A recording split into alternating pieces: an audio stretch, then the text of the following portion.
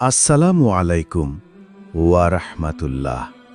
আমরা গত পর্বে জেনেছি জুমার দিনে গোসল ও পরিচ্ছন্নতা নিয়ে। আজকে আমরা জানব জুমার নামাজ ও খুতবার গুরুত্ব সম্পর্কে। তাহলে চলুন জেনে নেওয়া যাক। জুমার দিন মানে শুধু ছুটি নয়, এটা হলো বিশেষ নামাজের দিন। এদিন পড়া হয় জুমার নামাজ, যা ফরজ। আল্লাহ তাআলা বলেন, জুমার দিনে যখন আজান দেয়া হয় তখন তোমরা আল্লাহর স্মরণে ছুটে যাও এবং ক্রয় বিক্রয় ত্যাগ করো।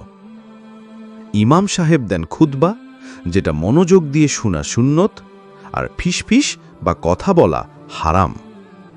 যারা খুতবার সময় চুপ থাকে, আল্লাহ তাদের ওপর রহমত বর্ষণ করেন। তাই বন্ধু, জুমার দিন সময় মতো মসজিদে যাও, খুতবা শোনো আর নামাজ আদায় করো। পরের পর্বে আমরা জানব জুমার দিনে দুরুদ ও দোয়া পাঠের গুরুত্ব সম্পর্কে।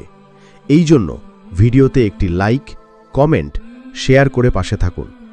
আর আমার চ্যানেল আলোর পথ সাবস্ক্রাইব এবং ফলো করে পাশে থাকা বেল আইকনটি বাজিয়ে রাখুন, যাতে করে এরকম আরও ভিডিও সবার আগে আপনার কাছে পৌঁছে যায়।